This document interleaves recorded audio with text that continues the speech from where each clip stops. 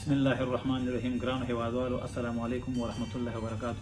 الله دې وکړي چې ټول روغ جوړ او سلامت اوسئ او د صحت په جامو کې پټ اوسئ. غوښتل مې چې تاسو نن د څو خبرې شریک کړم او ډېرې مهمې دي. تاسو ته بهتره معلومه ده چې تېره 14 کال وروسته زه ملي ټیم لوبغاړی او کپتان تقریبا 15 کاله وکاله شاوخوا کپتان پاتې شوی یم.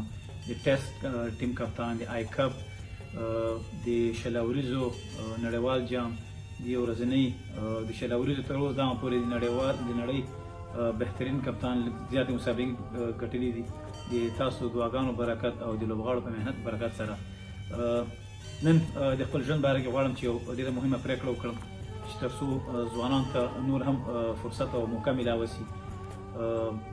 نن نه بعد کېدای شي امکان لري سبا د ما اخرنۍ لوبه د انټرنیشنل کرکټ شي استفاده، حالانکې چونکې دا فیصله کول ډېر مشکل دی لوبغاړي دپاره، ځکه لوبغاړی ډېر کوشش کوي، ډېر هلې ځلې کوي چې هغه ملي ټیم ته لاره پیدا کړي. نو چې کله هغه کرکټ پرېږدي نو دا ډېره سخته پرېکړه وي. په دې باندې صرف کرکټران پوهېږي. هغه لوبغاړو نه ډېر زیاته مننه کوم چې ډېر زیات یې سپورټ کړی یم. سینه لوبغاړو نه ډېر زیاته مننه کوم، بالخصوص د خالق داد نورینه، کریم صادق نه ډېر زیات مننه کوم چې زه کرکټ ته راوستی یم، ډېر زیات سپورټ کړی یم. نور منګل نه ډېر زیات مننه کوم، هستي ګل عابد نه، نور ډېر سینه لوبغاړي دي، شاید ما نومونه هلته هېر شي. ټول نه ډېره زیاته مننه کوم چې همیشه سپورټ کړی یم او دې نه ما ډېرې زده کړې کړي دي. چې کله کپتان شوم هم د سینه لوبغاړو ډېر سپورټ کړی یم. د هغه ټول کوچ نه ډېره مننه کوم، د ټول ادارې نه ډېره مننه کوم، څومره چې ادارې مشران تېر شوي دي ټول نه ډېره مننه کوم چې ډېر زیات سپورټ کړی یم.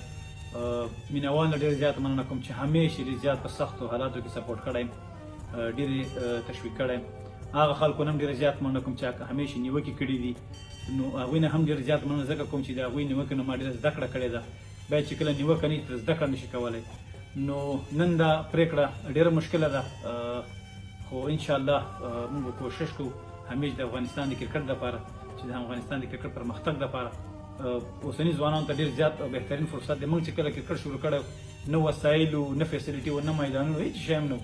نو ماشاءالله د اوسني ځوانانو دپاره هر څه ډېر تېر دي. موږ په ډېر سختو حالاتو او په ډېر سخت شرایطو کې د کرکټ ډېر پاس مقام ته راوست، نړۍ مو پېژنده. شلاورجي کې وګورئ په ټاپ 7 کې مې راوسته، یو ورځنۍ کې وګورئ په 9 نمبر کې مې راوسته. همداسې ټیسټ لوبو کې وګورئ. زه چې کله کپتان کېدم زه به تاسو یو کیسه وکړم د خپل ځان، حالانکې ما کپتاني نه کول ځکه چې کپتاني ډېر غټ ریسپانسبیلیټي، ډېره غټه ذمهواري. نو چې کله زه هغه وخت کې اجرایي رئیس شفیق ستاني، زه چې کله زه کپتان کولم نو ما پسې ډېر زیات ما حالانکې کپتاني نه اکسپټ کوله.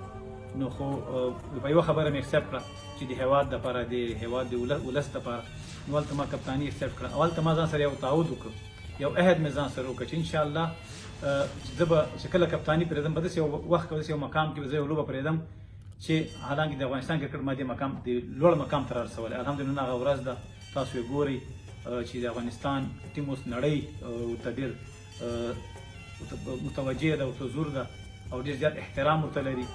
نو موږ همیشه هم دا کوشش کړی ده. ډېره زیاته مننه بیا هم تاسو ټولو مینهوالو څخه کوم چې تاسو موږ همیشه سپورټ کړي. یو خبره زه اخره کې بیا ویل غواړم، حالانکې زه په دې سوشل میډیا کې دومره نه راځم او نه ډېر د خبرو په طریقه پوهېږم.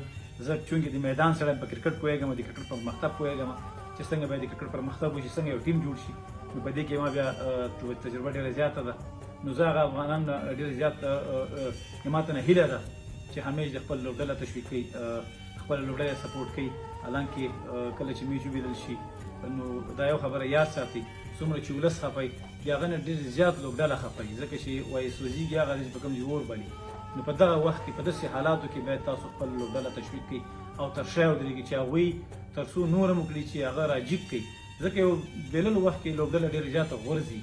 نو که دې وخت کې خدای ناخواسته څوک شاته پسې خبرې کوي نو هغه نور هم غورځي. نو کوشش کوئ دا موږ تاسو اوس د نه بعد ما هم دا فریضه ده چې باید موږ لوبډله راجیب کړو چې کله خدای ناخواسته په خرابو حالاتو کې باید موږ مکمل سپورټ کړو.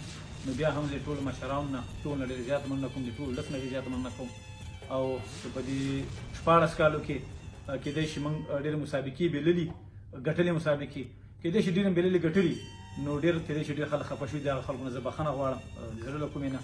بیا هم تاسو موږ هیله ده چې خپله لوبډله ټول لوبغاړي او ما په خپلو دعاګانو کې یاد ساتئ. ډېره زیاته مننه. ومن الله التوفیق.